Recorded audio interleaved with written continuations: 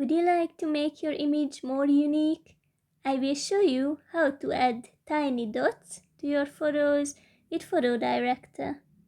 Just open the app, tap Edit, choose your image you'd like to work with, then click on Effects. And here you can find this halftone, and then you can adjust the slider for more and more dots.